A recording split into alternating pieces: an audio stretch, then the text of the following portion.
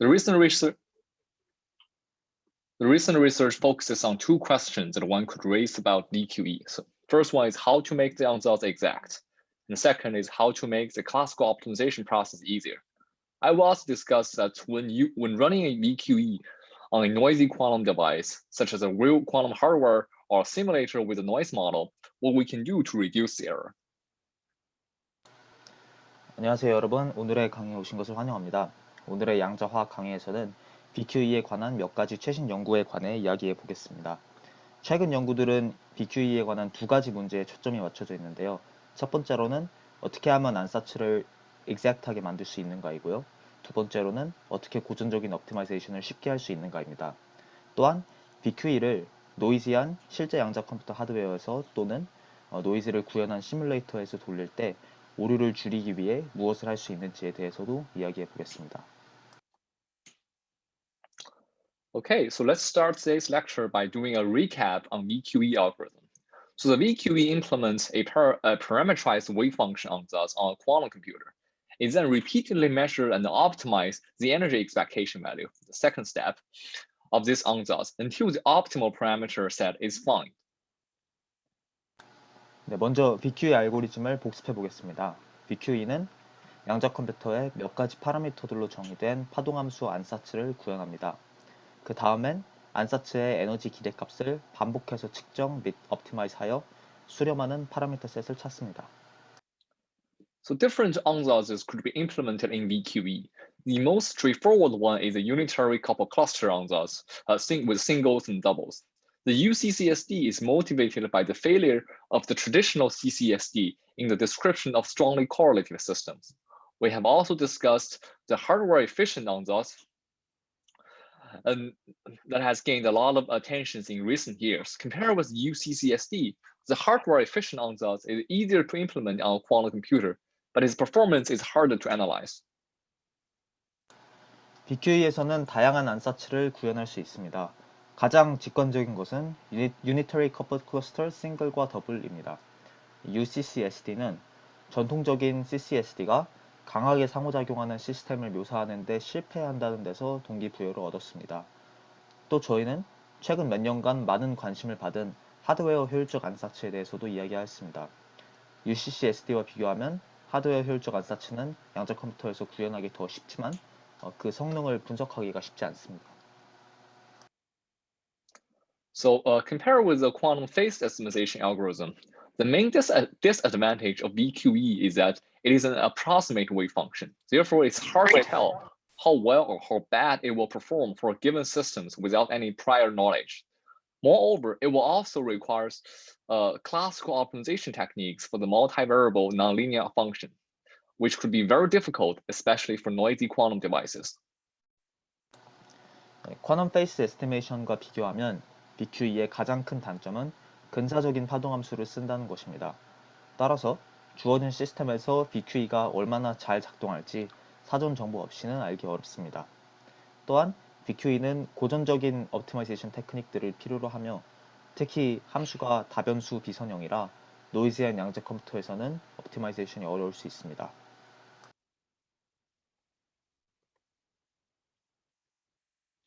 Okay, so let's address the first problem of VQE, namely how do we make it an exact method? One of the first ideas is from the UPCCGSD ansatz. Recall that the unitary couple cluster ansatz is defined in the top equation by acting this exponential t minus t dagger onto the Hartree-Fock reference state. The KUPCCGSD generalizes the UCCSD ansatz by acting not just one, but k of the exponential of t minus t dagger onto the Hartree-Fock state. Each set of the t operator has its own parameter set. 먼저 BQE의 첫 번째 문제, 즉 BQE를 어떻게 exact하게 만들 것인가에 대해 다루어 보겠습니다. 처음으로 제기된 아이디어로는 KUPCCGSD 안사츠가 있습니다. Unitary Coupled Cluster 안사츠가 그 하드리폭 상태에 t 빼기 t 대거의 익스포넨셜을 적용한 것으로 정의되었다는 것을 기억해 주시기 바랍니다. KUPCCGSD는 이 t 빼기 t 대거의 익스포넨셜을 한 번이 아닌 k번 적용하는 것으로 UCCD 안사츠를 확장합니다. 각각의 그 K1의 그 각각의 T 오퍼레이터는 각각의 파라미터들로 정의됩니다. However, it is important to note that the T operator in the KUPCC GSD is not the same as in UCCSD. In UCCSD, we include all the possible singles and doubles excitations from occupied Hartree-Fock orbitals to unoccupied Hartree-Fock orbitals. In KUPCC GSD, firstly, we do not only include single excitations, like like schematic picture shows here. We also include single D excitations. For the double excitations, the UPCCGSD only allows for pair excitations, shown here. Namely, it does not break the alpha-beta electron pair. 하지만 UPCC-GSD의 T 오퍼레이터는 UCCSD의 T 오퍼레이터와 완전히 같지는 않습니다. UCCSD에서는 그 HF 오비탈에 차 있는 오비탈에서 비어 있는 오비탈로 한 번 또는 두 번 익사이트 되는 모든 경우를 포함해 줍니다. 반면 UPCC-GSD에서는 왼쪽 그림에서 보시는 것처럼 한 번 익사이트 되는 경우만 포함하는 것이 아니라 한 번 디익사이트 되는 경우도 포함합니다. 그리고 더블 익사이테이션의 경우에는 UPCC-GSD는 페어 익사이테이션의 경우만 포함합니다. 다른 말로는 알파 베타 전자 쌍을 깨지 않습니다. So if this K is 1, then the K UPCC-GSD ansatz becomes a simplified version of the UCCSD ansatz. And if K is larger than 1, then the UPCC-GSD ansatz could be more flexible than the UCCSD ansatz. Here shows the energy error versus the exact full configuration interaction energy predicted by the KUPCC-GSD ansatz, with K being 1, 2, and 3 for the water molecule. As you could see here, if K is 1, shown by this green curve, like the UPCC-GSD yields large amount of errors in the stress region, and its accuracy is much worse compared to the UCCSD ansatz. However, the amount of error becomes smaller and smaller as one increases G. Here for K, as one increases K. Here for K being 3, you can see that's for this this dashed line, the error becomes basically negligible. 만약 K가 1이라면 KUPCC-GSD 안사치는 좀 더 단순한 버전의 UCCSD 안사치가 됩니다. 만약 K가 1보다 크면 KUPCC-GSD 안사치는 UCCSD보다 좀 더 자유도가 많아질 수 있습니다. 지금 보시는 그림은 K가 1, 2, 3일 때 KUPCC-GSD로 얻은 물 분자의 에너지 값을 그 FCI 값과 비교했을 때의 오류를 플롯한 것입니다. 왼쪽 초록색 커브에서 보시다시피 K가 1일 때에는 원자 사이의 거리가 늘어난 구역에서 UPCC-GSD의 오류가 커지며 UCCSD와 비교했을 때보다도 정확도가 더 좋지 않습니다. 하지만 K 값을 증가함에 따라 오류가 점점 감소합니다. 그 오른쪽에 그 점선에서 보시다시피 K가 3일 때는 오류가 무시할 수 있을 만큼 작습니다. So the success of the KUPCC-GSD ansatz inspires people to think about the exactness of the UCCSD ansatz. Consider this ansatz showing the top equation. This is the disentangled unitary couple cluster ansatz. The DUCC ansatz is defined by acting a product of the exponential of the sigma operator onto the Hartree-Fock state. And the sigma operator is just a T minus T dagger, in which T is a general operator, such as one body, two body, and three body operators. And one could prove that if T includes all the possible operators defined by the system size, and one applies these operators in a special order, the DUCC ansatz becomes exact. KUPCC-GSD 안사치가 성공적임에 따라 사람들은 UCCSD의 정확성에 대해서 생각해보게 되었습니다. 또 다른 안사치인 Disentangled UCC 안사치에 대해 알아보겠습니다. 이 DUCC 안사치는 하트리-퍽 상태에 시그마 오퍼레이터의 익스포넨셜들의 곱을 적용한 것으로 정의됩니다. 여기서 시그마 오퍼레이터는 단순히 T 빼기 T 대거이며 T는 일반적인 원바디, 투바디 또는 3바디 오퍼레이터들입니다. 만약 T가 해당 시스템 사이즈에서 정의되는 가능한 모든 오퍼레이터들을 포함하며 이를 특정 순서로 적용한다면 DUCC 안사치가 정확하다는 것을 증명할 수 있습니다. So with this proof, we could decompose all the higher order operators into one and two body operators. For example, shown here, the three body operator could be decomposed as a summation of commutators of two body operators. Similarly for other high order operators. And then the exponential of this commutator of A and B could be further decomposed as an infinite product of the exponential of A and B. With these two steps of decomposition, we basically prove that the DUCCSD, like this DUCCSD infinite ansatz, in which one applies infinite number of exponential of one and two body operators, is an exact ansatz. 네, 아까의 증명을 바탕으로 저희는 모든 고차수 오퍼레이터들을 원바디와 투바디 오퍼레이터들의 곱으로 분해할 수 있습니다. 예를 들어서 3바디 오퍼레이터는 투바디 오퍼레이터들의 커뮤테이터들의 합으로 분해 가능합니다. 다른 고차수 오퍼레이터들도 마찬가지입니다. 그 다음 A와 B의 커뮤테이터의 익스포넨셜은 A의 익스포넨셜과 B의 익스포넨셜의 무한한 곱으로 분해 가능하죠.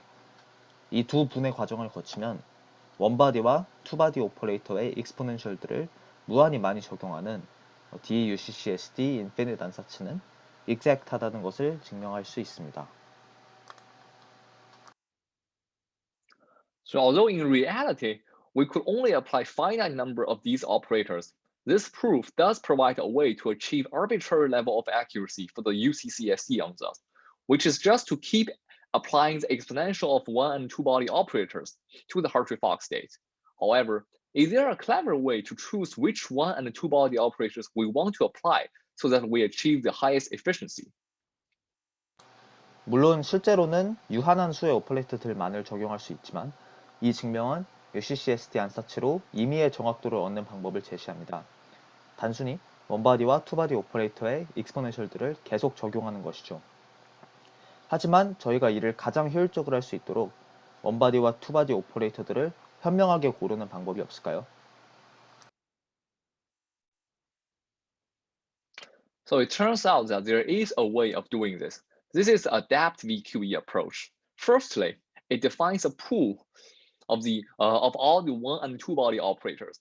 As usual, we initialize our wave function in the Hartree-Fock state. And then we select a subset of the operators in the pool by random sampling, for example. The ansatz is not defined by acting these selected operators to the current state, which is the Hartree-Fock state. 원바디와 투바디 오퍼레이터들을 현명하게 고르는 방법이 있습니다. 바로 Adapt VQE입니다. 첫 번째로 모든 원바디와 투바디 오퍼레이터들의 집합을 정의합니다. 그리고 평소대로 파동함수를 하트리폭 상태로 초기화하고요. 그 다음에는 아까 정의한 원바디와 투바디 오퍼레이터들의 집합의 부분 집합을 랜덤 샘플링으로 선택합니다. 그리고 이 선택된 오퍼레이터들을 현재의 하트리폭 상태에 적용한 것으로 저희의 안사치를 정의합니다. And the next thing, which is very important here, is to measure the energy gradient with respect to every parameters associated with every operators. The gradients are nothing but the expectation value of the commutator between the Hamiltonian and the operator. And if the gradients are below some small threshold, then we consider the optimization has been converged. If not, we select the operator with the largest gradients and then grow the ansatz by applying this operator to the current ansatz. This choice makes sure that the operator we add is most likely to reduce energy by the largest amount. We then optimize the parameters for this new growth wave function and then go to the operator selection step. 다음으로 이 단계가 중요한데요. 이 모든 오퍼레이터들과 관련된 파라미터들에 대한 에너지의 그레디언트를 측정해 줍니다. 여기서 그레디언트는 단순히 해밀토니언과 그 해당 오퍼레이터의 커뮤테이터의 기대값입니다. 만약 그레디언트들이 어떤 작은 임계값 아래라면 옵티마이제이션이 수렴한 것으로 간주합니다. 그렇지 않다면 그레디언트가 가장 큰 오퍼레이터를 선택한 뒤 그 오퍼레이터를 현재 안사치에 적용함으로써 안사치를 키워줍니다. 이 과정은 에너지 값을 최대한 많이 감소시키기 위함입니다. 그 다음 새로운 파동함수의 파라미터들을 옵티마이즈한 뒤 다시 그레디언트가 가장 큰 오퍼레이터를 선택하는 단계로 넘어갑니다. So as one could see that by varying the convergence threshold epsilon of the adapt VQE method, we could basically achieve arbitrary level of accuracy. In reality, one needs to balance the cost and accuracy to find the most optimal threshold. Here are some 3 examples of potential energy surface predicted by the adapt VQE algorithm, comparing with full CI results and the UCCSD results. People explore 3 different epsilons, with epsilon 1 being the largest one and epsilon 3 being the smallest one. And we found the accuracy of the adapt VQE increases as epsilon decreases for both the beryllium hydride, shown by the second example, and the H6 chain.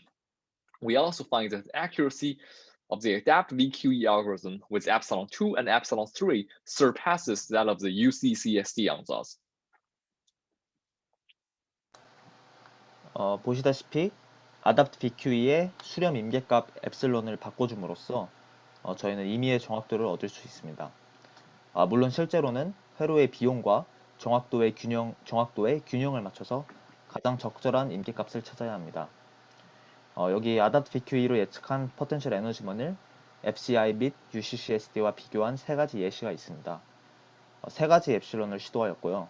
E1이 가장 크고 E3가 가장 작습니다. 저희는 엡실론이 감소함에 따라 아답트 BQE의 정확도가 증가하는 것을 확인할 수 있습니다. 베릴륨 H2와 H6 모두에서 E2와 E3를 이용한 아답트 BQE의 정확도가 UCCSD 안사치보다 높은 것을 확인할 수 있습니다. Okay, so a similar method as the adapt VQE algorithm is the qubit couple cluster method. Unlike either of UCCSD or adapt VQE, which start in the fermion space and then transform it into the qubit space with, for example, the Jordan-Wigner transformation. The qubit couple cluster method works in the qubit space directly. Its wave function is defined by the entangler acting on the mean field state. The mean field state is a product of single qubit states, parameterized by the parameter theta and the parameter phi. The entangler is a product of the exponential of minus I times a polyword. A polyword is just a tensor product of poly matrices. So in general, there are 4 to the n cubed number of possible poly strings, and it's certainly impractical to implement all of these poly strings in the ansatz. The qubit couple cluster applies a similar idea as in the adapt VQE algorithm, which is to rank the entanglers first based on their importance to reduce energy and only select the high-ranked entanglers. 아답트 BQE와 유사한 방법은 바로 큐빗 커플드 클러스터 방법입니다. UCCSD나 아답트 BQE는 페르미온 공간에서 시작해서 조던 위그너 트랜스포메이션으로 큐빗 공간으로 변환하는데요. 큐빗 커플드 클러스터 방법은 큐빗 공간에서 바로 시작합니다. 파동함수는 민필드 상태에 인탱글러를 적용한 것으로 정의됩니다. 여기서 민필드 상태는 싱글 큐빗 상태들의 곱이고요. 파라미터 세타와 파이들이 있습니다. 인탱글러는 마이너스 i 곱하기 파울리 월드의 익스포넨셜들의 곱이고요. 여기서 파울리 월드라 함은 파울리 매트릭스들의 텐서 곱을 의미합니다. 일반적으로 가능한 파울리 월드들은 총 4의 큐빗 수승계가 있고요. 따라서 모든 워드들을 안사치에 구현하는 것은 실용적이지 못합니다. 따라서 큐빗 커플 클러스터 역시 아답트 BQE와 비슷한 아이디어를 적용해서 에너지를 크게 줄일 수 있는 중요도 순으로 인탱글러들을 정렬한 뒤에 중요도가 높은 인탱글러들만 선택해 줍니다.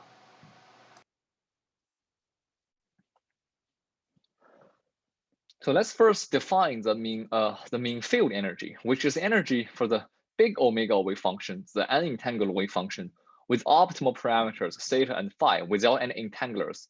Now suppose we add one entangler to the wave function associated with the polystring P of k.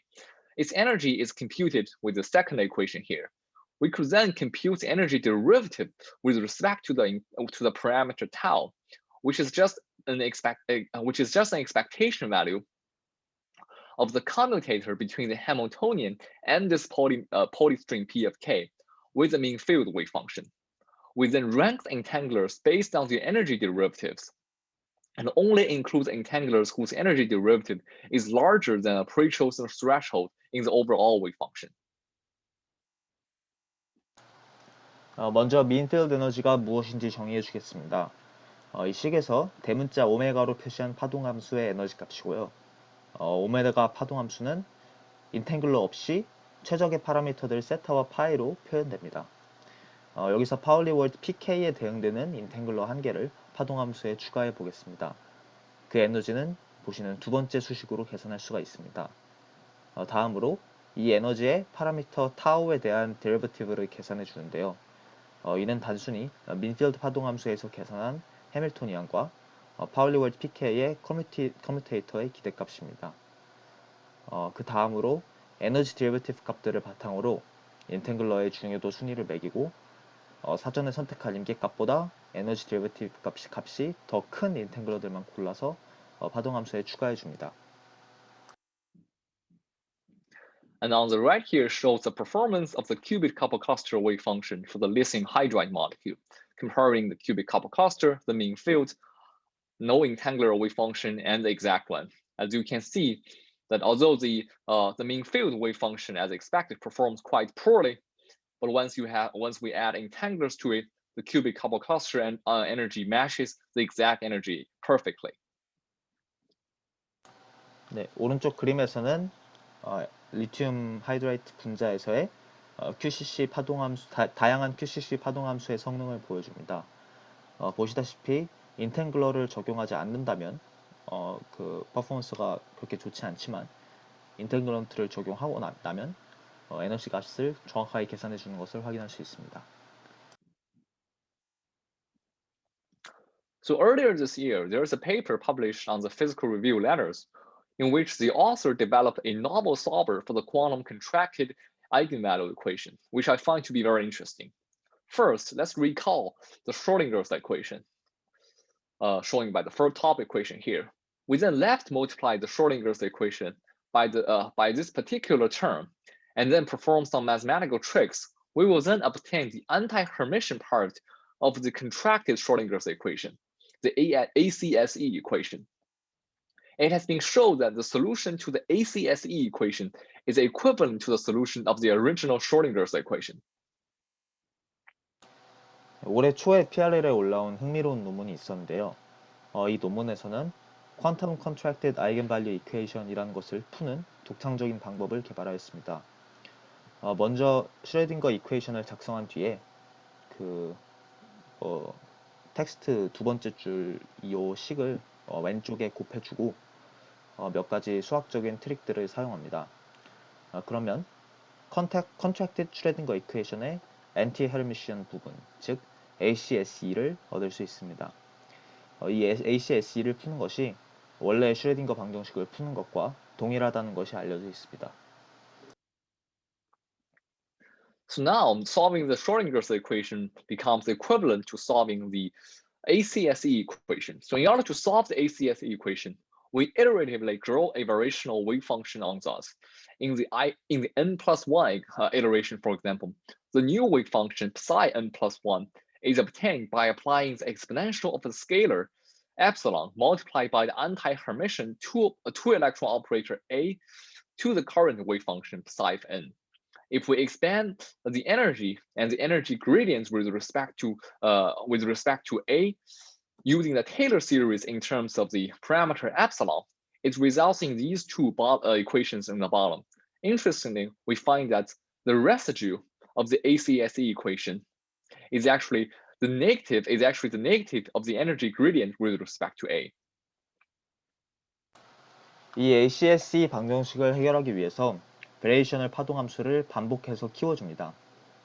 n+1번째 반복에서는 현재의 파동함수에 스칼라 엡실론 곱하기 안티-헤르미시안 전자 두 개짜리 오퍼레이터 A의 익스포넨셜을 적용함으로써 새로운 파동함수를 얻을 수 있습니다.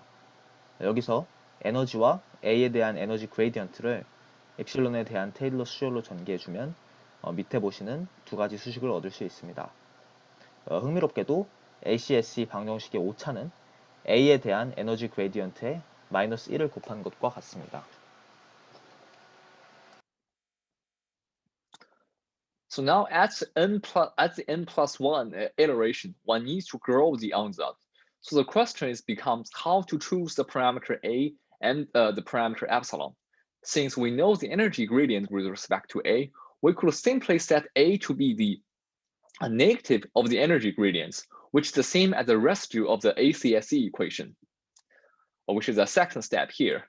And this is equivalent of doing a gradient descent optimization. And this is what the step 2 is doing. It prepares two auxiliary wave function with the parameter delta, and then compute A using the finite difference algorithm. And then the two terms in the finite difference algorithm these two terms in the finite difference algorithm could then be measured on a quantum computer to compute A. n+1번째 반복에서 안사치를 키워야 한다고 했는데요. 그렇다면 어떻게 파라미터 A와 엡실론을 골라야 할까요? 저희가 이미 A에 대한 에너지의 그레디언트를 알고 있기 때문에 A를 단순히 마이너스 에너지 그레디언트로 설정할 수 있고요. 이는 ACSC 방정식의 오류와 같습니다. 이는 그레디언트 디센트 최적화를 하는 것과 동일합니다. 이것이 바로 두 번째 스텝에서 일어난 일입니다. 여기서는 파라미터 델타로 정의된 두 개의 보조 파동함수를 준비하고요. 변화량 차이를 이용해서 A를 계산해 줍니다. 여기서 그 변화량 차이를 볼 두 개의 항은 양자 컴퓨터에서 측정할 수 있습니다. So once A is decided, what's left is to decide the parameter epsilon, which is equivalent to the learning rate in machine learning context.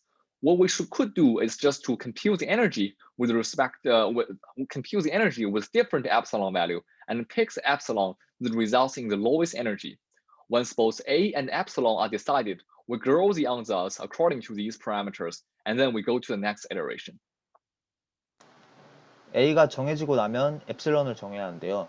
이는 학습 속도를 정하는 것과 동일합니다. 여기서는 에너지를 몇 가지 엡실론 값에서 계산해주고 가장 에너지 값이 낮은 엡실론을 고르면 됩니다. A와 엡실론이 정해지고 나면 안사치를 키워주고 다음 반복으로 갑니다.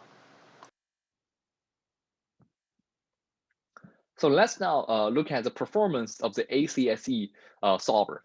On the left is the energy convergence with respect to the number of iterations, and on the right is the predicted potential energy surface for the hydrogen molecule. Here we compare the exact energy, the simulator with no noise, and the real quantum device. As you could see, for a noise-free simulator with less than 10 iterations, the energy has been converged to the exact energy.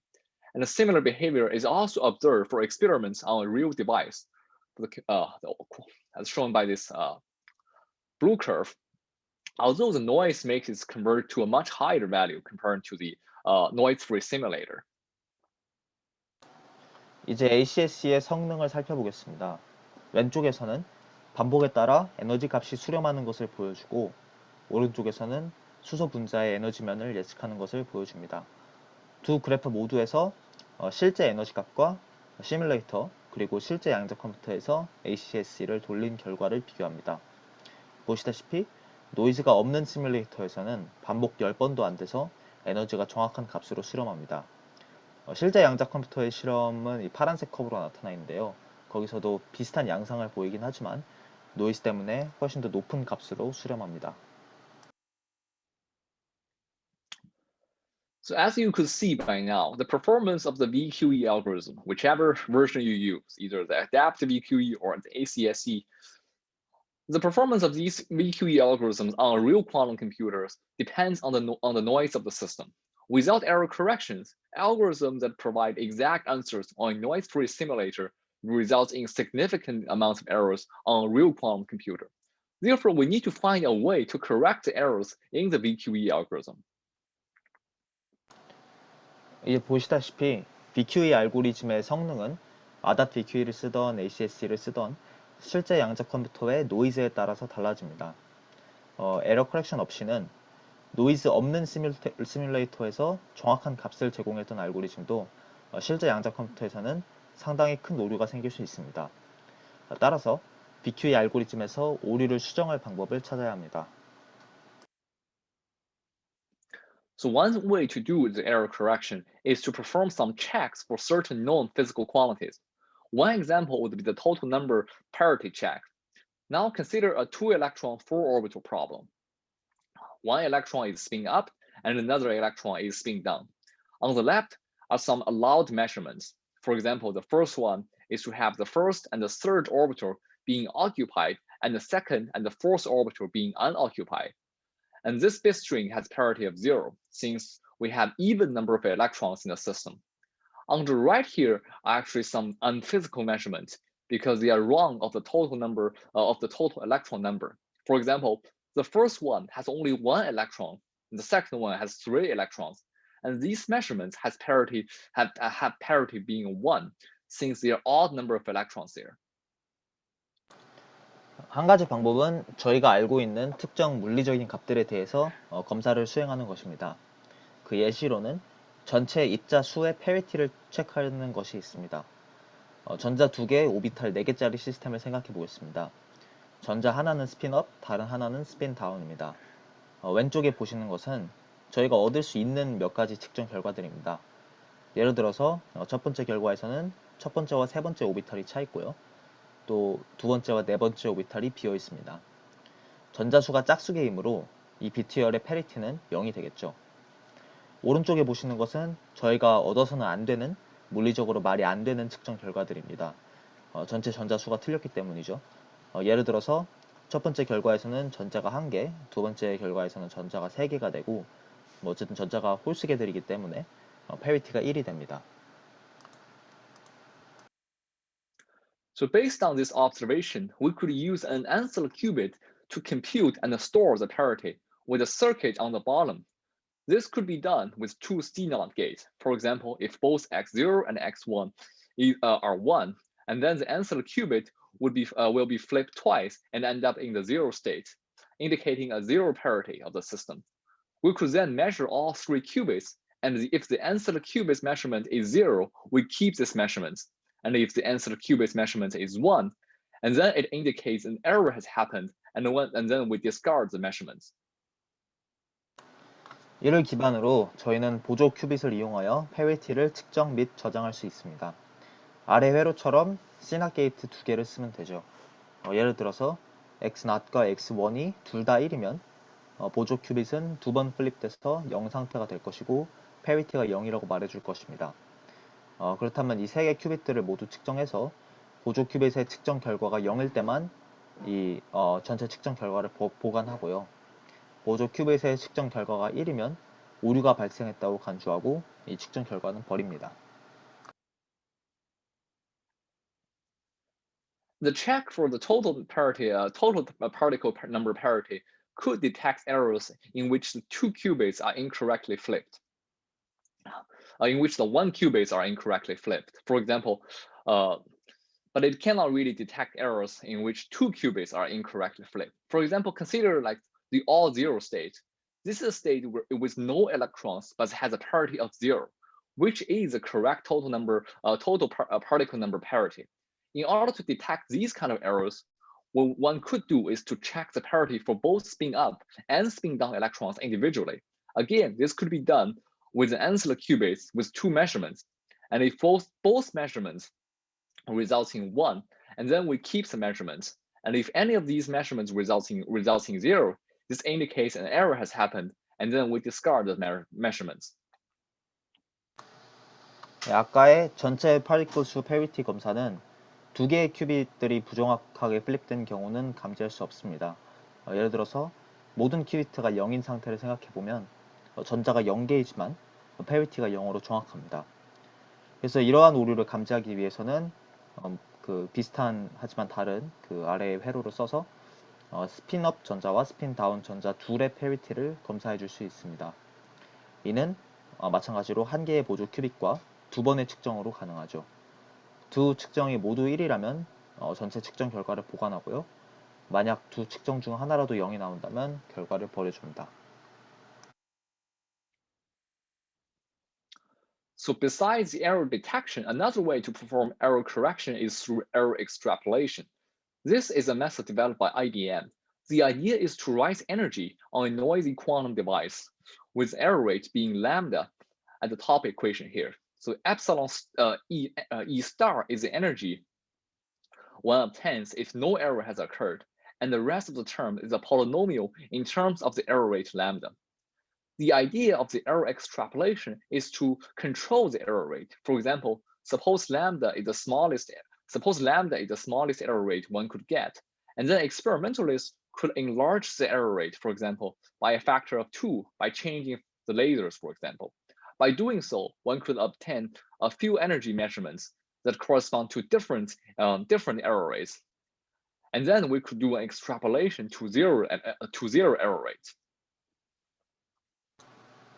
네, 오류 감지 외에도 에러 커렉션을 하는 다른 방법은 바로 error extrapolation이라고 부르는 오류 추정입니다.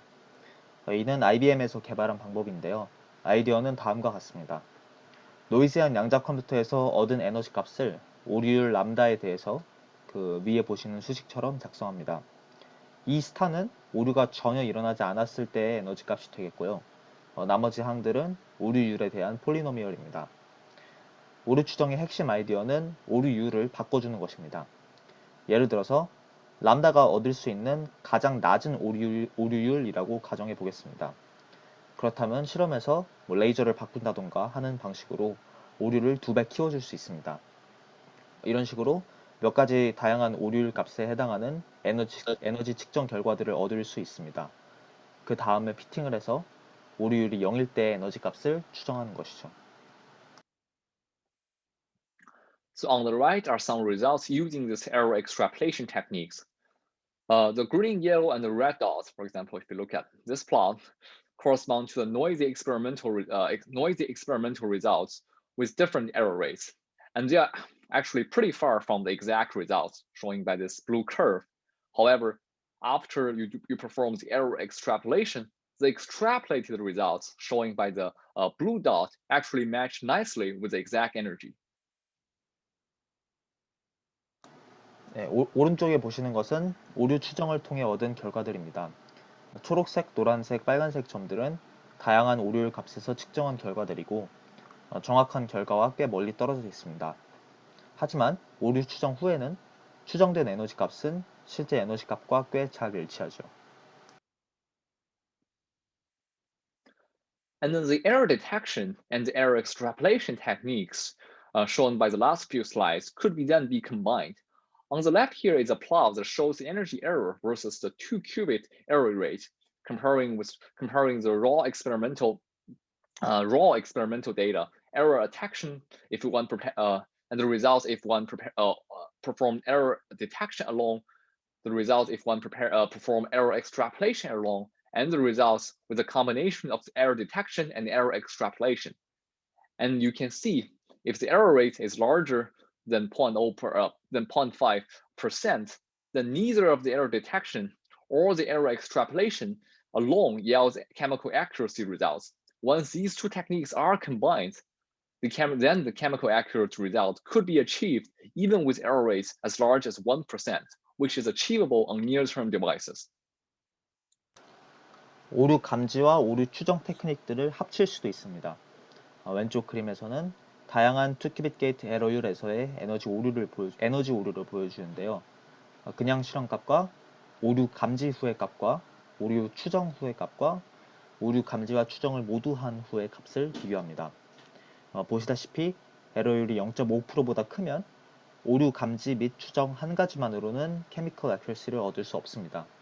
두 가지 테크닉들을 같이 써줄 때에만 2큐빗 게이트 에러율이 1%일 때도 케미컬 애큐러시를 얻을 수 있습니다. 에러율 1%는 요즘 장비들로도 얻을 수 있는 값입니다. So in the end, I would like to talk about the neural error mitigation method that has been published recently. From my perspective, this is not actually an error mitigation method. The quantum algorithm here merely acts as an initialization step for the classical simulation. For the neural error mitigation techniques, the first step is still to optimize the VQE algorithm and obtain the results on a noisy quantum device. 마지막으로 최근에 나온 뉴럴 에러 미티게이션, 즉 뉴럴 오류 완화 방법에 대해 이야기해 보겠습니다. 제 의견으로는 이는 엄밀하게 말하면 오류 완화가 아닙니다. 여기서 양자 알고리즘은 고전적인 시뮬레이션을 위한 초기 스텝 정도로 쓰입니다. 첫 번째 스텝은 마찬가지로 BQE를 옵티마이즈해서 노이즈한 양자 상태를 얻는 것입니다. So once we have obtained this noisy quantum state optimized with a VQE algorithm, we can then sample from the VQE wave function to form a dataset D. And from this dataset, we build a neural network that is capable of reconstructing the quantum state on a classical computer. And then we can then further optimize the neural network and obtain the results on the final optimized wave function. The major problem with this approach is that in the end, it is a classical simulation. The accuracy of the wave function is limited by the flexibility of the neural network. Also, using quantum computing as an initialization step may be able to accelerate the classical optimization process. 그 BQE를 옵티마이즈해서 그 노이즈한 양자 상태를 얻고 나면 그 다음에는 BQE 파동함수로부터 샘플을 따서 데이터셋 D를 얻습니다. 이 데이터셋을 이용해서 고전적인 컴퓨터에서 이 양자 상태를 재현하는 뉴럴 네트워크를 만듭니다. 그 다음에는 뉴럴 네트워크를 더 옵티마이즈해서 최종 옵티마이즈된 파동함수를 얻습니다. 이 방식의 가장 큰 문제는 이거는 고전적인 시뮬레이션이라는 것입니다. 따라서 파동함수의 정확도는 뉴럴 네트워크의 자유도에 따라 제한됩니다. 다만 양자 컴퓨팅을 초기 스텝으로 활용하는 것이 이 고전적 옵티마이제이션을 가속화할 수 있을지도 모릅니다. Alright, so in this lecture, we have discussed some of the recent research in variational quantum eigensolver and quantum error correction techniques. These research are trying to tackle two major drawbacks of the variational quantum eigensolver approach: its approximate nature and the requirement for classical optimization. 이번 강의에서는 BQE와 오류 수정 테크닉들에 관한 최근 연구에 대해 다루어 보았습니다. 이 연구들은 BQE의 두 가지 큰 단점을 극복하고자 하는데요. 첫 번째는 근사적이라는 것이고, 두 번째는 옵티마이제이션을 필요로 한다는 것입니다. So the adapt VQE and the cubic couple cluster method grows the ansatz iteratively based on the importance of the excitation operators in adapt VQE and the rankings of the entangles in cubic couple cluster. The adaptive VQE is proved to be capable of reaching arbitrary level of accuracy. 아답트 BQE와 큐빅 커플 클러스터에서는 각각 익사이테이션 오퍼레이터와 인탱글러의 중요도에 따라서 안사츠를 반복해서 키워줍니다. 아답트 BQE는 임의의 정확도를 얻을 수 있다는 것이 증명되었습니다. The quantum anti-Hermitian contracted Schrodinger's equation, quantum ACSE, provides another way for growing the ansatz with two-body density matrices. Its advantage is that it does not require one to perform a multi-dimensional optimization process as in the adaptive VQE algorithm. 퀀텀 ACSE는 투바디 덴시티 매트릭스들을 이용해서 안사츠를 키우는 다른 방법을 제공합니다. 이 방법의 장점은 아답트 BQE처럼 고차원 옵티마이제이션 과정을 거칠 필요가 없다는 것입니다. And finally, we find that the accuracy of VQE algorithm on a real quantum device depends on the error rate. Both error detection and error extrapolation have been developed to reduce error, and they could be combined further to reach even higher accuracy. 마지막으로 BQE 알고리즘의 정확도는 실제 양자 컴퓨터의 오류율에 따라 달라진다는 것을 알았습니다. 또한 오류 감지 및 오류 추정 테크닉들을 통해 에너지 오류를 줄일 수 있으며 두 테크닉들을 결합하면 더욱 높은 정확도를 얻을 수 있습니다. So this ends our quantum chemistry lecture series. During the last 4 lectures, we have discussed the quantum chemistry problem, the quantum phase estimation, the variational quantum eigensolver, and techniques used to reduce the computational cost and correct errors. 이것으로 양자화학 강의 시리즈를 마무리하겠습니다. 지난 4번의 강의에서는 양자 화학 문제를 소개하였고, quantum phase estimation, variational quantum eigensolver, 그리고 이 방법들의 계산 비용 및 오류를 줄일 수 있는 테크닉들에 대해서 이야기하였습니다. However, this is nowhere near a comprehensive review of quantum algorithms for quantum chemistry problems, as many methods are still being developed on a daily basis, and quantum chemistry is perhaps one of the most difficult problems for quantum computing. 이 강의들만으로 양자 알고리즘과 양자 화학 문제들에 관해 모든 것을 다룬 것은 결코 아닙니다. 많은 방법들이 거의 매일 개발되고 있고, 양자 화학은 아마도 양자 컴퓨팅에서 가장 어려운 문제들 중 하나일 것입니다. So going forward, the success of simulating quantum chemistry problems depend both on the development of hardware and the development of softwares. For the hardware, we need to continue to bring the error rate down and build quantum computers with more qubits. For the software, we need to develop efficient methods that could reduce the amount of resources needed, along with error detection and error correction techniques. 앞으로 나아가서 양자 화학을 성공적으로 시뮬레이트 하려면 하드웨어와 소프트웨어 모두에서 발전이 이루어져야 합니다. 하드웨어 쪽에서는 계속 오류율을 줄이고 더 많은 큐빗들로 양자 컴퓨터를 만들어야 합니다. 소프트웨어 쪽에서는 비용을 줄일 수 있는 효율적인 방법들을 계속 개발해야 합니다. 오류 감지 및 추정 테크닉들도 포함해야겠죠. With rapid developments on both sides, I think the future for quantum chemistry simulation on quantum computers is bright, and the benefit we got once we reach quantum advantage will be tremendous. I hope you share the same view as me and all learn something from the lectures. 양쪽 방면이 모두 빠르게 발전하고 있기 때문에 전 양자 컴퓨터로 양자 화학을 시뮬레이트하는 것의 미래가 밝다고 생각합니다. 결국 양자 어드밴티지에 도달하고 나면 아주 큰 이점들을 누릴 수 있으리라 생각합니다. 여러분들 역시 이렇게 생각하시고 또 제 강의들로부터 많이 배우셨다면 좋겠습니다. Okay, so before we do the hands-on section, I will answer any questions you might have.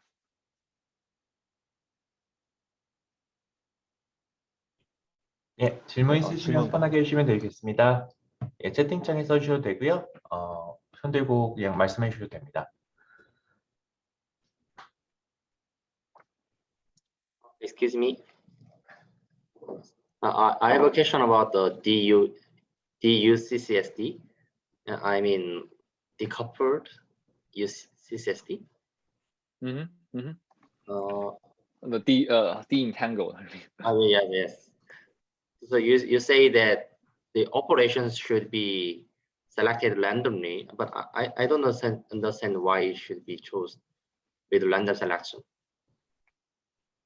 Well, so one thing one thing you can do is just to compute like the energy gradient of all of these operators, and then do like a sorting or ranking to find like the ones with the largest energy gradients. Random sampling is something you can also do. For example, if you don't want to compute all of the operator, if you don't want to compute the gradients for all the operators at once, you can just randomly select some like subset of it, and then add and then compute the gradients, and then grow your own thus, and then you can do it for many iterations. Essentially, I think you will be able to reach the same results. No, it doesn't really matter whether you do it randomly or do it deterministically. Just one choice is do it randomly. You can certainly like compute all those gradients at once. 질문은 그 disentangled DUCC에 관해서 왜 그 랜덤하게 오퍼레이터를 골라서 거기에 대해 그레디언트를 계산해 주는지에 대한 것이었고요. 로닝 박사님의 대답은 다 모든 오퍼레이터들에 대해 다 그레디언트를 계산할 수 있다면 좋겠지만 네, 그렇지 않기 때문에, 그래서 이제 디터미니스틱하게 그 오퍼레이터들을 고를 수도 있겠지만 그거보다 여기서 선택한 방법은 랜덤하게 해서 그 중요한 오퍼레이터들을 골라서 안사체에 적용을 해주고 이걸 이터레이션을 반복을 해줌으로써 여러 번 이터레이션을 하기 때문에 랜덤하게 골라도 네, 좋은 결과를 얻을 수 있다고 합니다. You have a question in the chat. Thank you for the nice talk. What is the difference between classical and quantum error corrections? Could you please explain the difference? Well, I'm not sure I'm the right person to answer that question, but I can like share my view of it. So like for classical error correction, what you do is you use this like repetitions, right? You have, for example, one bit that could that is 0 if it's correct, and it's 1 if it's not correct. And then what you do is you can just replicate that bit for like 5 times. And even if one error has occurred, one bit has been incorrectly flipped, and then you can like still do a majority vote to like get the correct like bits. Can you like translate that first? Yeah, thank you for shortening that.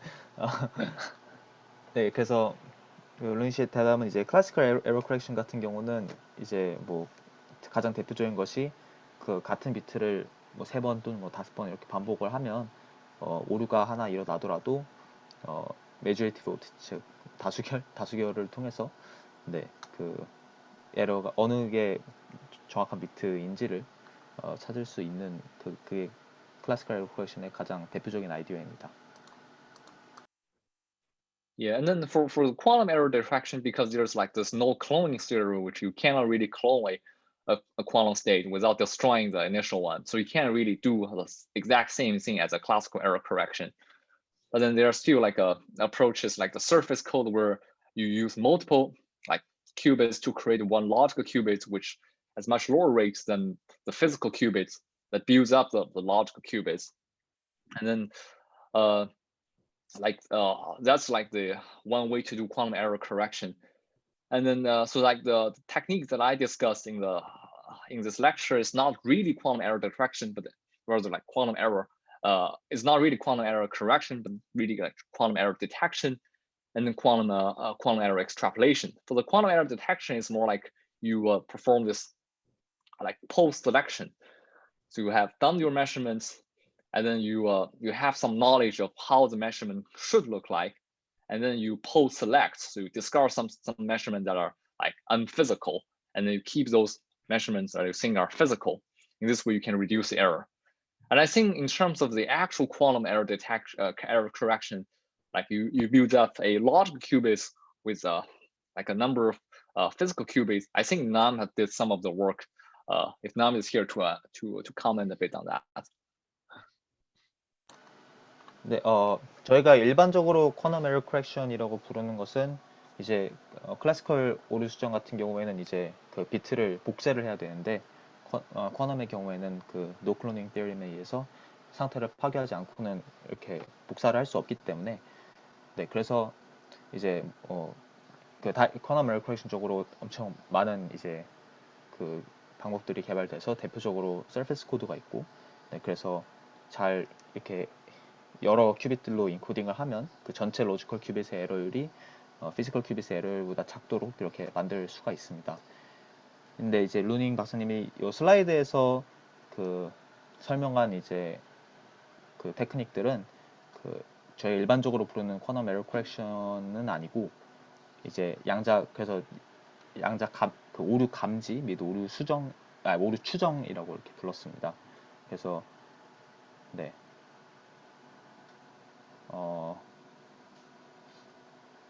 뒤에 어떻게 말씀하시는지 what did you say after that it's detection and extrapolation? So it says that Nam may have more insights Okay. in this than I have. Is Nam here? Yeah, I'm here. Yeah, my internet connection is not great, so I'll just briefly chime in about the original question about the classical error correction versus quantum error correction.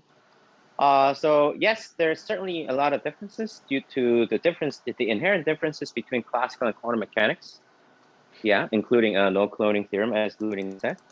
But the main idea is still the same in the sense that if you can somehow coordinate multiple qubits, like in a classical computation, you would coordinate multiple bits to encode one piece of information using multiple bits, and to encode in such a way that by the redundancy, you can detect if some kind of an error has occurred. You can do a similar thing with quantum bits as well. So you would get a single piece of information, a single piece of quantum information. You encode that in a single quantum bit that's to do a quantum computation without the error correction. But if you start using multiple qubits to encode the single piece of quantum information across multiple qubits, by some kind of a redundancy that needs a lot more care than conventional computing due to the exoticness of the quantum over the classical, you can still correct some of the errors. 네, If you want to go ahead, translate that first, maybe. Yeah. Yeah, oh, you have more?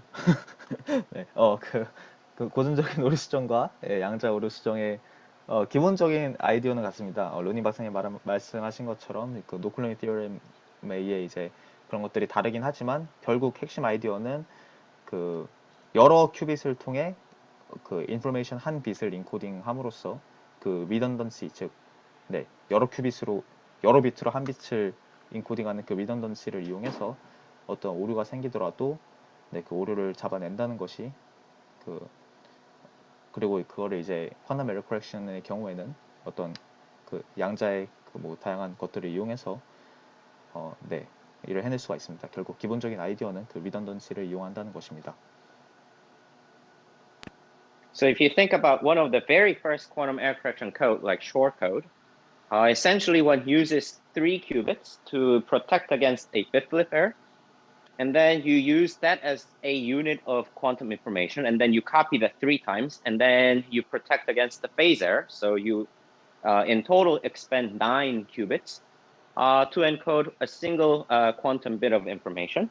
And so you have 9-to-1 ratio of a quantum error correction code. And so this is essentially one of the ways to use classical encoding scheme that is applicable for bit flip error.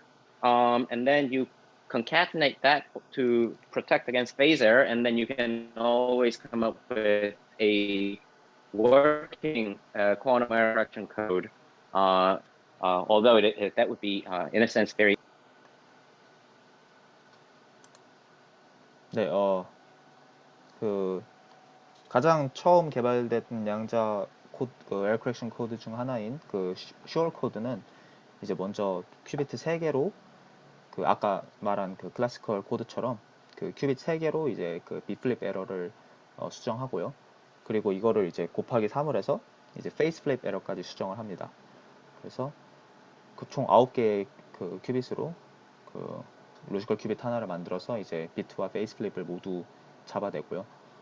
이처럼 이제 클래시컬 그 에러 커렉션 코드를 이제 양자 코드로 이렇게 변환할 수 있습니다. 그래서 이제 비트와 페이스 플립을 모두 잡아내는 그런 방법들이 있습니다.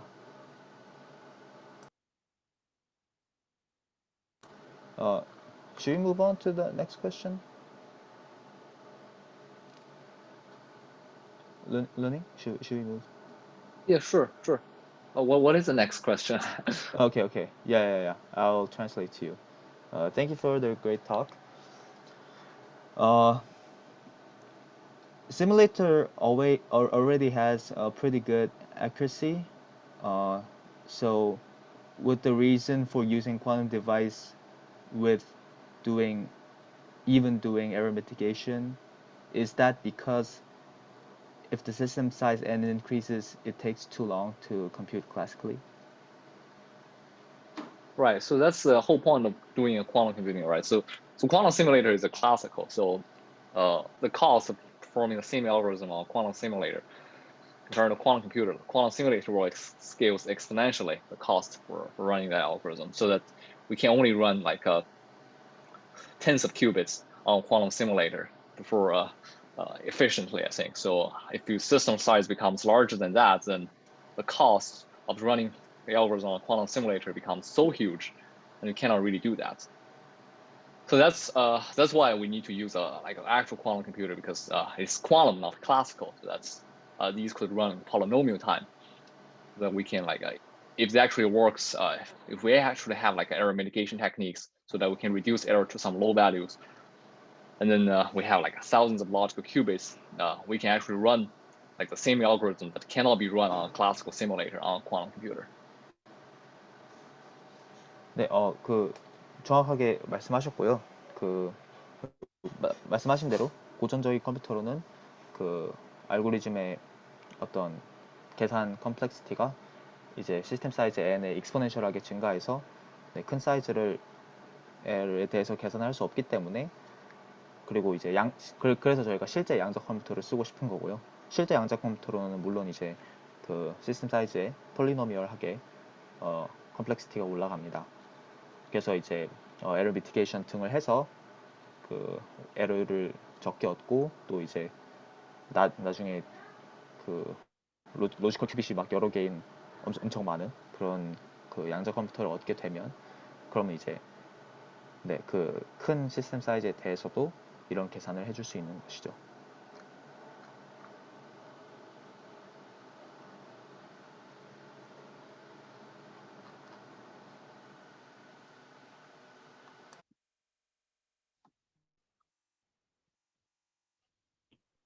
예, 또 추가적으로 질문 있으시면 해주시면 감사하겠습니다. 저 질문이 없으시면은 아마 바로 샌드 세션으로 넘어갈 수 있을 것 같습니다. 질문이 없으신가요?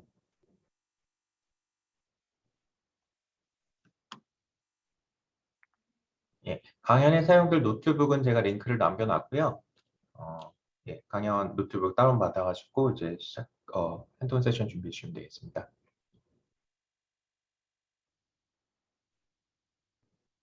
Can we move on? Let's start the demo. Yeah. Okay.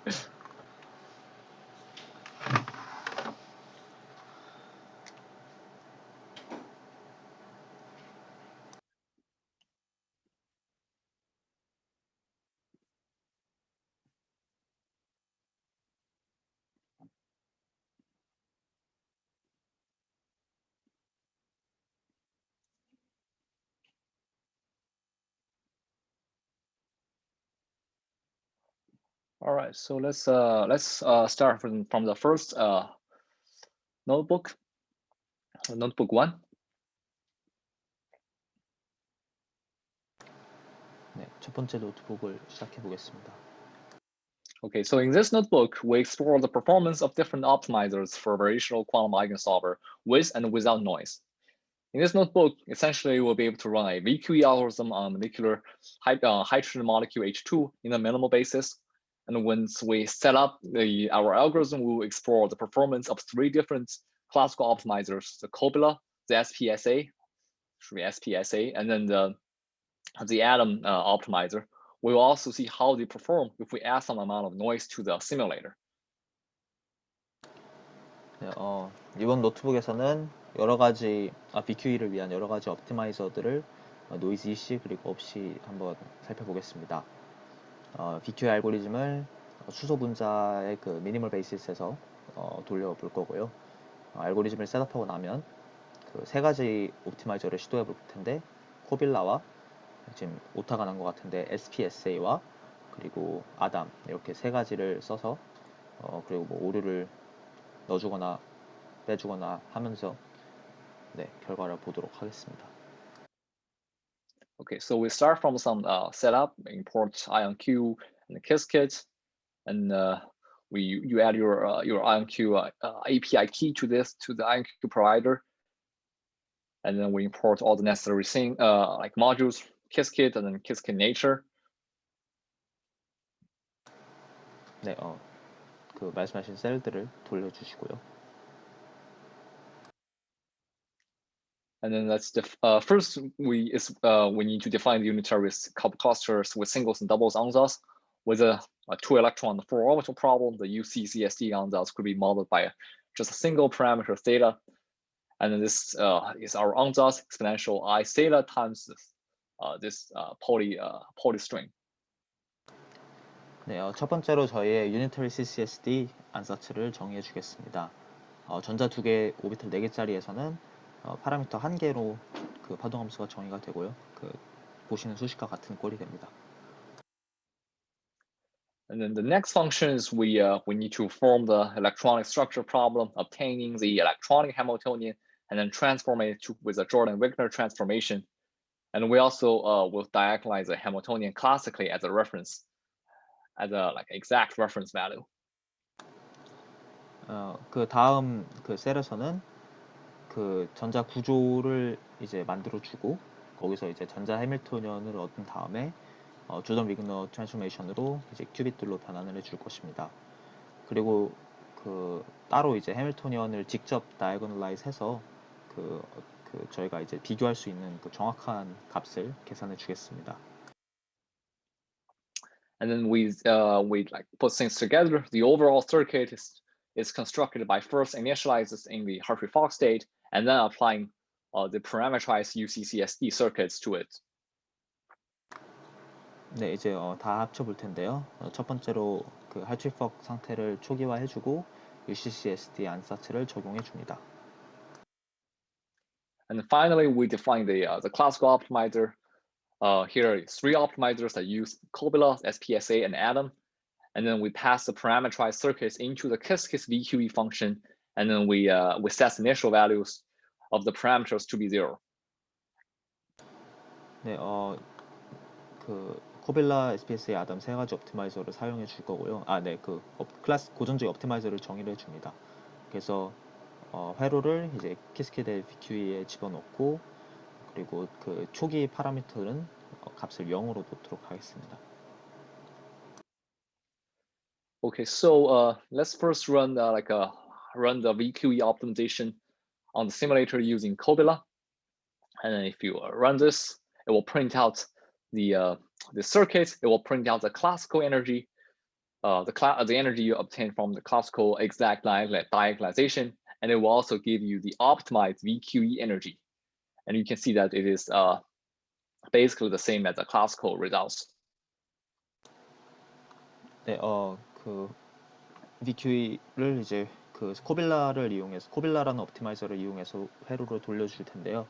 먼저 그 첫 줄에 보시는 것은 이제 저희가 고전적으로 그 다이고널라이즈해서 얻은 그 값이 되겠고요. 그 다음에 이제 VQE를 돌렸을 때는 그 밑에 보시는 그 숫자를 얻는데 둘이 비슷한 것을 확인할 수 있습니다.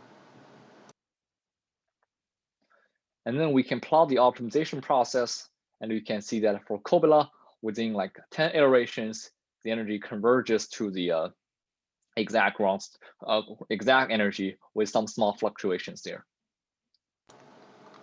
그 코빌라 옵티마이저를 사용하면 이터레이션 즉 반복 10번 내외로 그 exact 값으로 수렴하는 것을 확인할 수 있고요. 뭐 약간의 플럭추에이션이 있긴 합니다. Okay, so that's for the Kobila optimizer, and then let's now change our optimizer to the SPSA and then see how it performs. All we need to do is to change the this parameter optimizer ID here from like Kobila to SPSA. 네, 다음으로 다른 옵티마이저도 시도해 볼 텐데요. 그 옵티마이저를 SPSA로 바꿔 보겠습니다. 저 그 옵티마이저 아이디만 단순하게 바꿔주면 됩니다. And then once you run it, it will print out the classical exact results, the ansatz, and then the optimized VQE energy for SPSA. So it's here it seems that the SPSA is doing a bit worse than the Kobila. And then let's now like compare SPSA and Kobila for in terms of the optimization process, and then compare that with the exact results. 네, 그래서 그 수렴한 BQ의 에너지 값이 그 아까 코빌라로 얻은 것보다는 덜 좋은 것을 확인할 수 있고요. 그리고 이제 그 이터레이션 횟수도 많이 걸립니다. 그래서 코빌라와 SPS의 결과를 그 밑에 보시는 플러스로 비교해 보겠습니다. And you can see that so SPSA actually performed also quite well. It's the energy, the converged energy fluctuates around the this green line, which is the exact energy, but it seems to have a larger error bar comparing to with Kobila.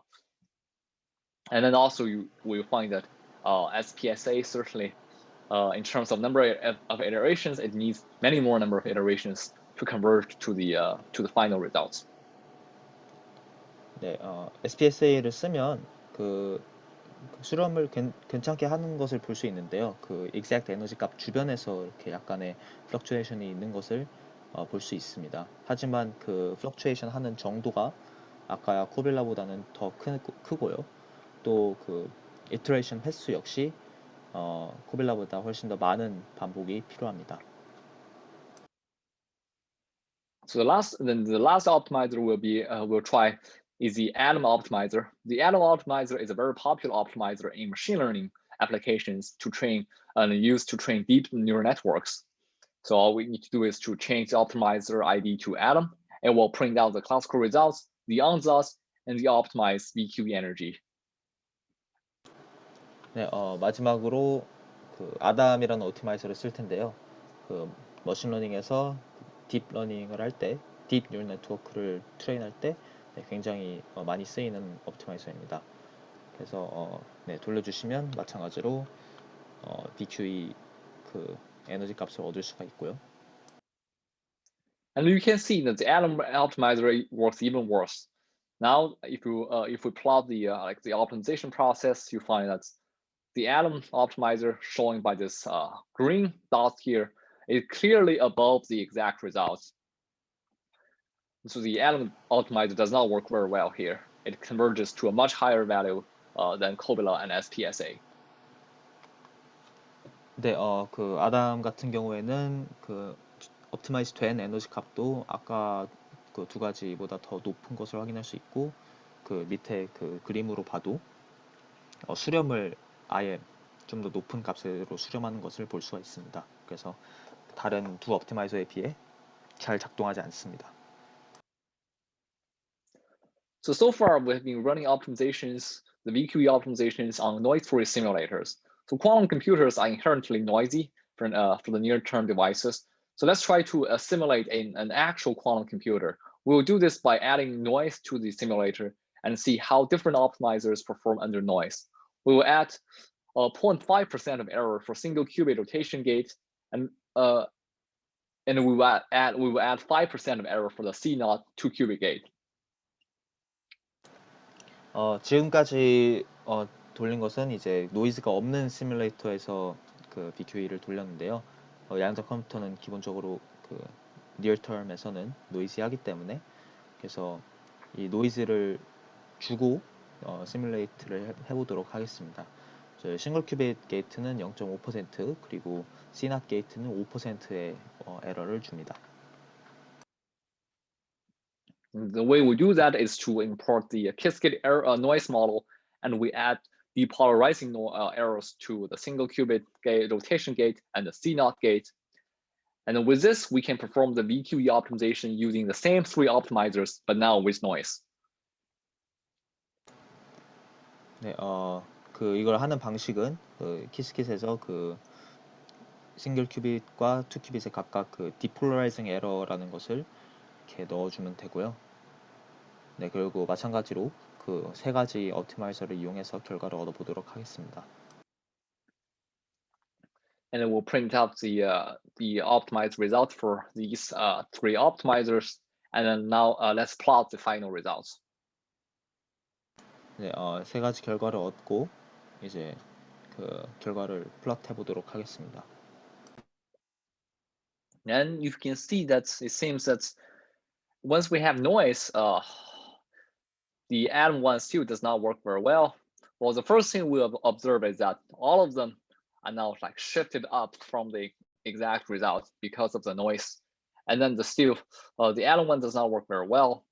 And now the SPSA and the Cobla seem to like perform similarly, and then the basically results in the like end up in the same point. Still, we see that the Cobla seems to do it with less number of iterations. 전반적으로 세 가지 방법 모두 그 exact 에너지 값보다 훨씬 더 높은 값에서 수렴을 하고요. 노이즈 때문이겠죠. 그리고 아까와 마찬가지로 아담이 조금 성능이 덜하고 코빌라와 그 SPSA는 조금 더 낮은 에너지 값으로 수렴하긴 하지만 코빌라가 조금 더 빨리 더 적은 이터레이션으로 수렴하는 것을 확인할 수 있습니다. Okay, so last thing is that we can try the same thing on the actual IonQ's quantum computer, and then you can just try to run it, because many like all of these three algorithms requires many like the SPSE and the Allen requires like hundreds of iterations. Running is will take a very long time. So please be patient, and if you're not, you can try to like lower the maximum number of iterations required for Allen and the SPSA optimizer, and then like to get results sooner. Could you repeat the last part, please? Yeah, so the last part is that you can try to like reduce the maximum number of iterations needed. maximum. 오케이. 네. 그래서 마지막으로 같은 것을 이제 아이온큐 하드웨어에서 돌려줄 수 있고요. 여러 번의 이터레이션을 해야 하기 때문에 그 돌리는데 시간이 걸릴 수 있어서 네, 차분하게 기다려 주시기 바랍니다. 네, 그리고 이제 그 너무 오래 걸리는 걸 방지하기 위해서 최대 이터레이션 횟수를 설정해 줄 수도 있습니다.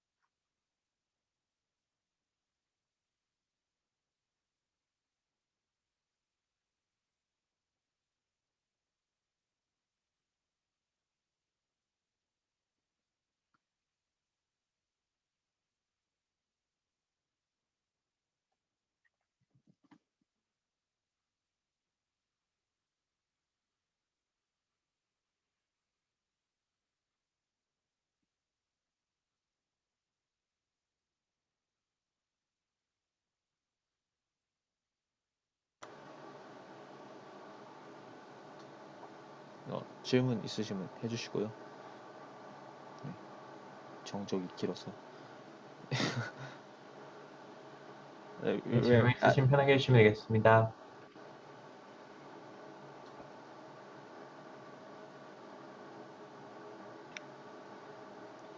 네, 혹시 뭐 실행을 했는데 잘 안 된다거나 뭐 따라가기 어려운 부분이 있으시면 편하게 질문해 주시면 되겠습니다.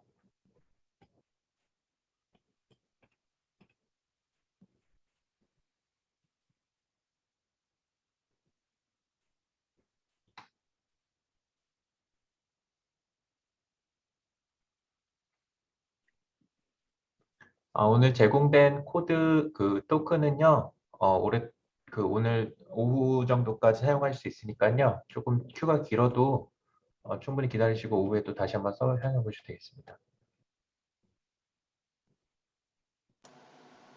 I think there's a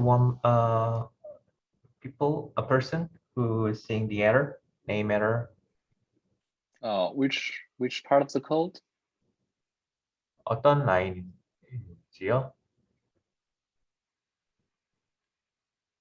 It's name error. I don't know where it's happening.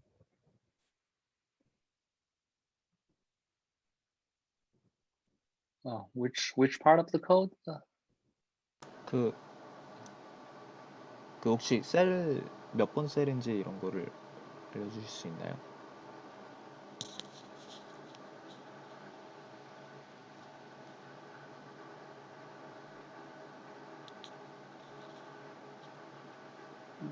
Parameters. Could you go up?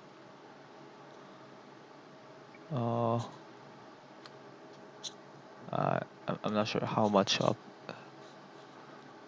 You can just do like Control F and then ENG hist, I guess.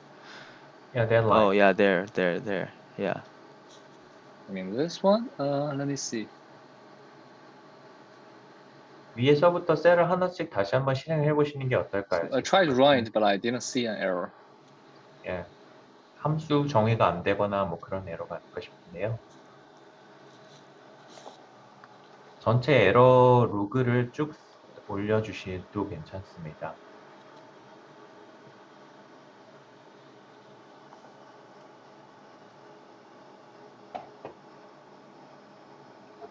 Are they using the same notebook as this, or it's a different I notebook? believe so.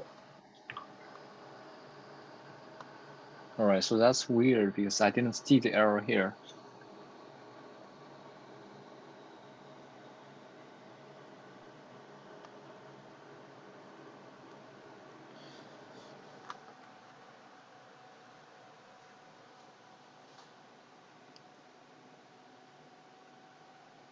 Right again. Still works.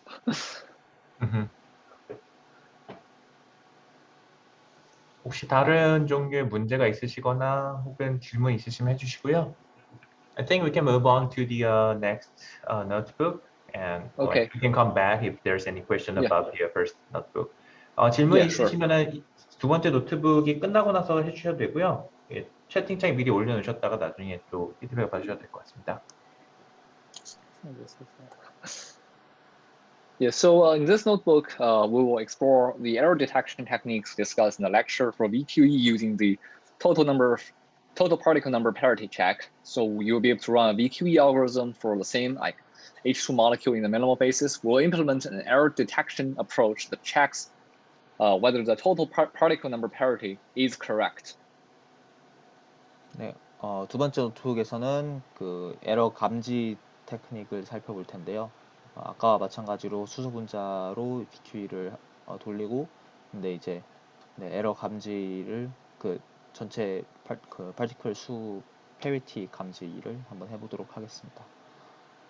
Okay, so these stuff are basically the same as the other notebook. We define the UCCSD ansatz, and then we get the Hamiltonian. So these are the same. 네, 아까 노트북과 첫 부분은 같은데요. UCCSD 안사츠를 정의하고 해밀토니언을 얻고 하는 부분은 다 똑같습니다. Okay, and then this function, the error correction function, adds error detection to the VQE circuits. We do it by using this ancilla qubit, and then we add this ancilla qubit to our initial VQE circuits, and then we perform a CNOT gate to compute the like the total number parity. 이제 오류 감지를 해줄 텐데요. 그 큐빗 하나를 그 보조 큐빗을 하나 더 정의한 뒤에 그 페리티를 계산할 수 있게 그 CNOT 게이트들을 이렇게 회로에 추가해 줍니다. And then this function defines the pole selection process based on the measured parity. Essentially, what we do is we loop over all the measurements in the measured results, and if we check the parity, if the parity is correct, if the parity is actually 0, which is the correct parity, and then we keep these measurements, and if this parity is wrong, we just ignore these measurements. 그 다음 함수는 이제 그 페리티 체크 결과를 바탕으로 결과들을 선택하는 그런 함수인데요. 그 페리티가 이제 보시다시피 그 0이 나오면 그 결과를 저장을 해주고 아니면 버려주는 그런 함수입니다. And then instead of like computing the total energy, which is will be very complicated and will significantly increase the length of this notebook, we will compute only one specific term in the Hamiltonian. In this case, we choose a ZIII term. You can choose any term you want, but this is a term that I chose to compute to demonstrate this error detection. 네, 전체 에너지를 계산해주면 노트북이 너무 길어지기 때문에 그 해밀토니언의 몇 가지 항 중에 그 첫 번째 항 ZIII 항만 저희가 선택해서 해주도록 하겠습니다. And then this is the same as the other notebook. We construct the ansatz by initializing a Hartree-Fock state and apply the VQE circuits. 네, 할티팍 상태를 만들어주고 UCC 안사츠를 적용해주고 VQE 회로를 만들어줍니다. And then this function defines, this function put all of these together and computes the expectation value of the ZII term and its statistical uncertainty.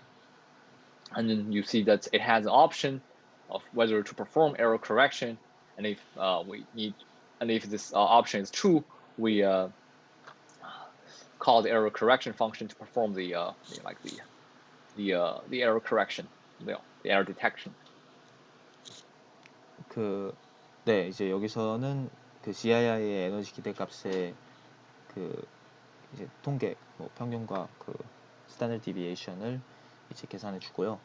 그 에러 커렉션이라는 파라미터가 있어서 이 파라미터를 true로 설정을 하면 근데 저희가 아까 말한 그 오류 감지를 수행해 줍니다. And then now let's compute the expectation value of this term with no noise.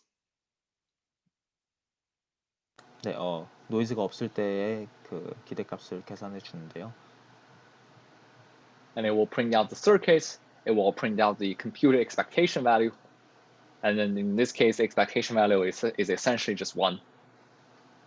그 회로와 expectation value를 계산해 주는데 이제 expectation value는 1이 됩니다. All right, so now let's add noise to the simulator by importing the Qiskit error model. 네, Qiskit 에러 모델을 통해서 노이즈를 시뮬레이터에 추가해 주도록 하겠습니다. And then now let's apply different amount of error rates and see how much error we introduce and how the error detection will perform to correct errors. We use 0% of error, which is noise free, 1%, 2%, 3%, 4%, 5% error for the 2 qubits CNOT gate. And then we use for the single qubit rotation error, we make it 10 times smaller than the 2 qubits CNOT gate error, which is a very reasonable approximation to the actual quantum device. 네, 다양한 오류를 적용을 해주는데요. 그 CNOT 게이트에 이제 0%부터 5%까지 오류를 적용해주고, 싱글 큐빗 게이트는 이제 CNOT 게이트의 10분의 1의 오류를 적용해줍니다. 네, 그래서 네, 다양한 오류율에 대해서 결과를 한번 보도록 하겠습니다. You can see that it will print out the circuits. And one thing you will notice that for the error correction circuit, it has these additional CNOT operations controlled by these 4 system qubits and then operated on the ancillary qubit to compute the actual parity. 네, 그 오류 수정이 있는 회로에서는 이렇게 CNOT 게이트가 4개 추가된 것을 확인할 수가 있습니다. And then we can now plot the results, and you can see that this simple error correction. For example, one thing you can see is that the computed value degrades or deviates from the correct results as error goes up. While the error correction is capable of bringing this up a little bit. In this case, it's capable of correcting 50% of the total amount of error. 네, 그래서 이제 오류 감지가 있을 때랑 없을 때랑 그 비교를 할 수가 있는데요. 그 에러율이 커질수록 더 그 수정하는 그 에너지 기대값 오류의 양이 더 많은 것을 확인할 수 있고요. 특히 그 4번째 점에서는 그 발생한 오류의 절반 정도로 복구할 수 있는 것을 확인할 수 있습니다. And then we can run it on the IonQ hardware. This will take much shorter amount of time to run. And then you can run, if you run it, it will take some time. It will print out the circuits. Now let's directly go to the results. 네, 이제 아이언큐 하드웨어에서 돌려줄 텐데 그 아까 노트북보다 훨씬 더 빠르게 돌아갈 수 있을 것이고요. 네, 그래서 결과를 확인해 보겠습니다. And then if you print out the results, you can see that without error correction, the computed value is actually pretty close to 1 compared to the noise-free one, which is 0.995, I think. This is 0.962. But with error correction, the compute expectation value actually becomes worse. It becomes 0.928. 0.928. So this is actually very weird. So why adding error correction yields worse results? This is, I initially saw this is because of bug, but actually not. So this is because like the circuit that we're using is actually quite short, and then the IonQ hardware's error rate is actually pretty low. So even with non-error correction results, you can see that this result is actually very accurate, and the error detection itself, which include these 4 CNOT gates, these 4 CNOT gate is also noisy, so that the error correction like circuit itself actually introduces more error than it could correct. So that's you see this like counterintuitive results. So one homework you can do is try to use a longer circuit for VQE and see how error correction code there could help. 네, 이제 마지막 셀에서 결과를 보실 수 있는데 그 오류 감지 없이도 그 에너지 기대값이 0.96 정도로 꽤 정확한 값을 보이고요. 반면에 오류 감지를 하고 나면 오히려 이제 그 에너지 기대값이 1에서 더 멀어지는 것을 확인할 수 있는데요. 네, 저희가 예상하는 것과 반대의 결과가 나타나는데 그 이유는 그 회로가 지금 굉장히 짧기 때문에 이제 그 아이온큐의 하드웨어가 오류율이 꽤 낮으므로 그 에러 감지를 안 해도 이미 그 꽤 정확한 결과가 나오고, 그 에러 감지를 하고 나면 에러 감지가 이제 그 CNOT 게이트 4개를 추가하기 때문에 거기서 오는 오류가 오히려 더 커져 버려서 네, 그래서 오류 감지를 했는데 오히려 더 1에서 멀어지는 그런 결과가 발생합니다. 그래서 이제 저희가 숙제로 할 수 있는 것은 더 긴 회로를 써서 어떻게 그때는 이제 에러 감지가 도움이 될 수 있나 그거를 한번 체크해 볼 수 있습니다. And then one thing I need to say is actually this is one thing I said is actually wrong. So here, what I showed, like the 2-qubit gate error is from 0 to 5%, and the single qubit gate error is actually said to be the same as a 2-qubit gate error, to demonstrate that the error correction code can correct this amount of errors. And then if we do, for example, if we change the single qubit error to be 10 times smaller than the 2-qubit error, and let's run the same thing. Now run, and then plot it. You can see that now we correct much less amount of error, because like the 2-qubit like the error correction circuit itself will introduce error. And now since the most of the errors is now in the 2-qubit gates, like we will like we actually introduce more error than we can correct. So that's the amount of error we correct it actually becomes less. And then one thing you can try, like why not you just translate that, and then I'll try a different thing. Thank you.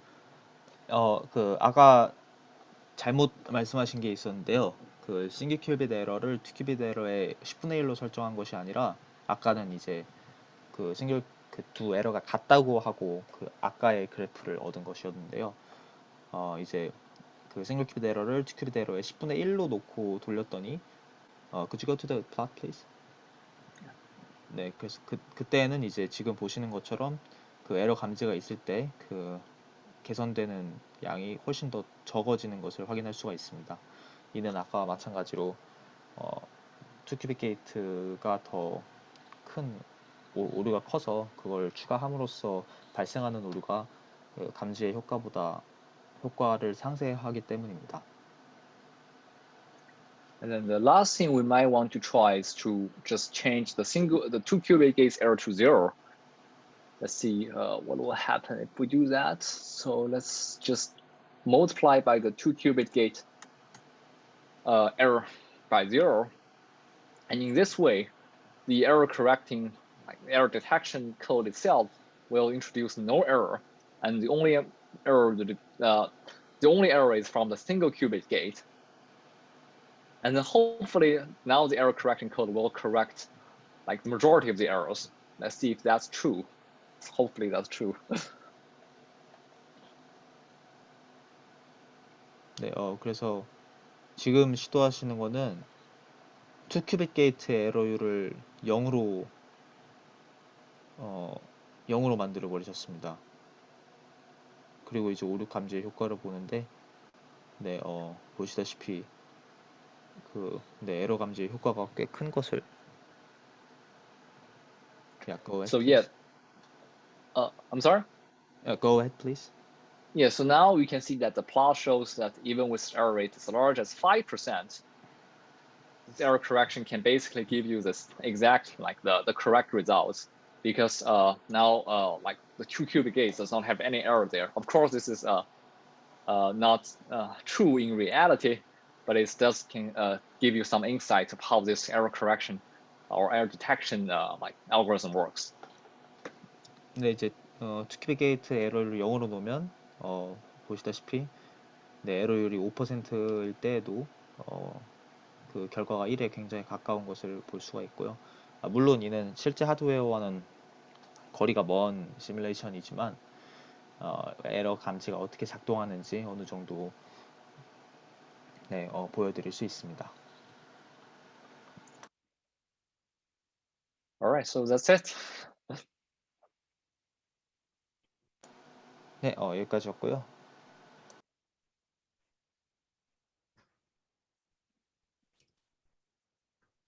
그래서 질문 있으시면 해주시고요. 나가시기 전에 그 강연에 대한 피드백도 부탁드리도록 하겠습니다.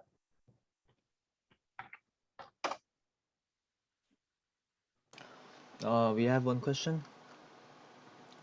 Give me one sec.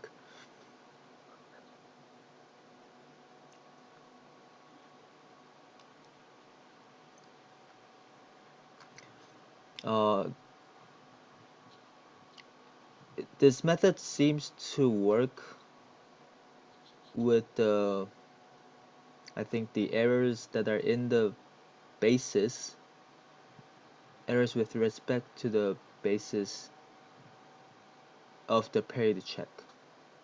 If so, does this method seems like a very simple method where we just simply not choose the basis states that we choose only the basis states that we know that should happen.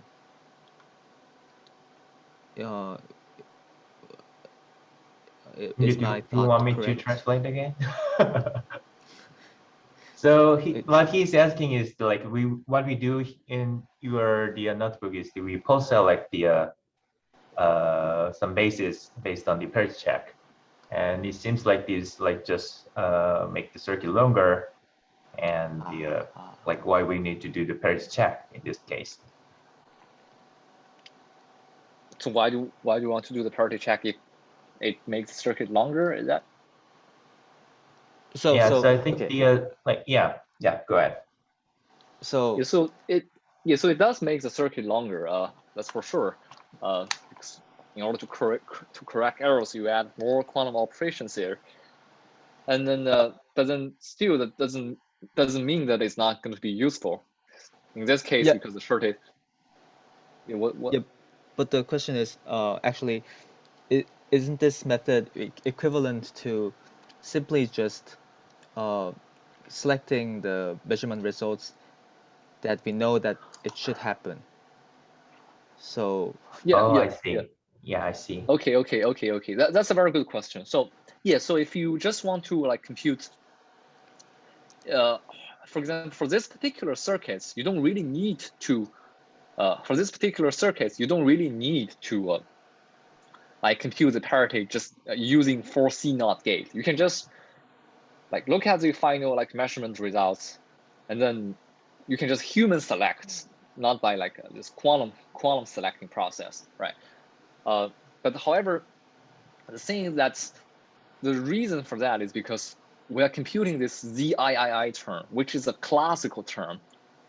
And then if we want to compute some other terms, for example, like the non-diagonal term, like terms involving X or Y matrices, then we cannot really use this circuit anymore. We have to do some like orbital rotate, like basis rotations after we do the like the VQE circuits to bring it to the diagonal,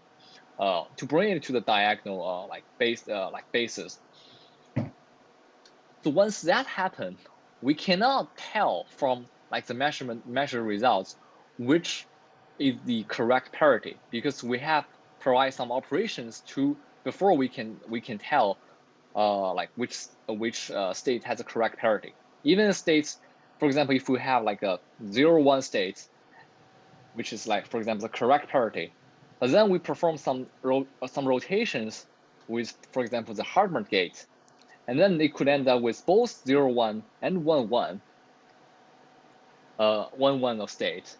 And then in that case, we cannot tell whether like this incorrect of parity is because an error has happened or is because we have performed this basis rotation.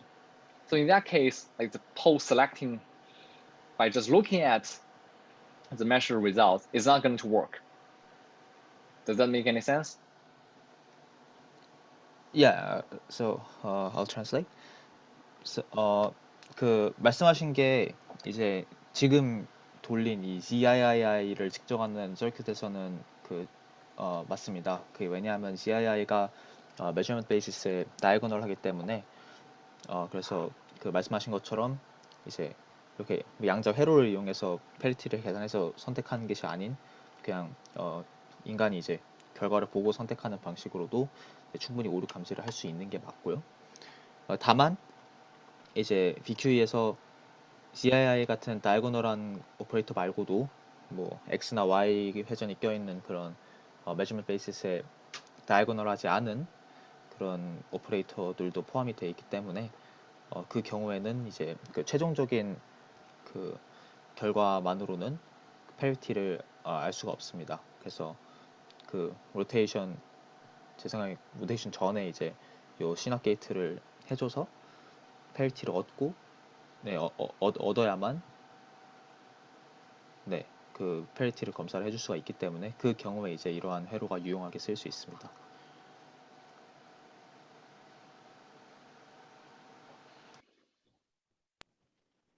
네, 좋은 질문 감사드립니다. 또 다른 질문 있으시면은 질문 부탁드리겠습니다.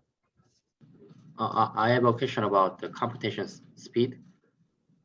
How much is it faster? I mean, how much is the quantum eigensolver, variation quantum eigensolver is faster than classical computer or the other method? How much is faster? So the if you run like the variational quantum eigensolver, for example, using the UCCSD with a classical computer, you cannot really do that without exponential scaling, without exponential cost.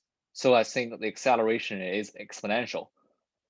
So that because we can run like the UCCSD on quantum computer with polynomial time, and that is comparing with like the exponential amount of time for like a classical UCCSD simulation if we run them on simulator. So I think that the speed up is exponential. Exponential to the number of atoms? Is the number of electrons, or the number the number of orbitals in the most rigorous way. Yeah. I see. Thank you. 네, 그 양자 컴퓨터는 이제 그 오비탈 수의 폴리노미얼하게 이제 컴퓨테이셔널 커스트가 증가하고 클래시컬의 경우에는 익스포넨셜하게 증가하기 때문에 그 익스포넨셜한 스피드업 VQE가 이제 익스포넨셜한 스피드업이 있습니다.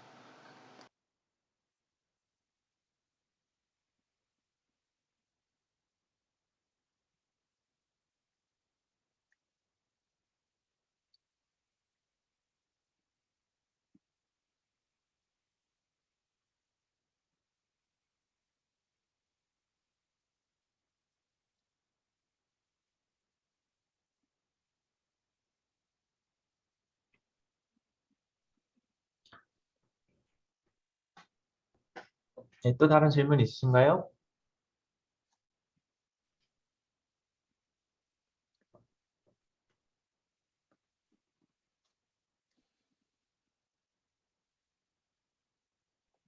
seems like there's no more questions. So 예, 오늘 그러면은 강의는 여기까지 하기로 하고요. 오늘 강의를 열심히 해주신 루니 박사님과 번역을 열심히 해주신 강민규 학생께 다시 한번 감사드립니다. 네, 그래서 오늘 강연에 대한 피드백 설문조사 꼭 작성 부탁드리고요. 나가시기 전에 작성 부탁드리고요. 또 오늘 제공된 토큰은 오후까지 사용이 가능하니까 추가적으로 서킷을 돌려보시거나 보신 분들은 사용할 수 있겠습니다. 예, 오늘 참석해 주셔서 모두 감사드립니다. Thank you.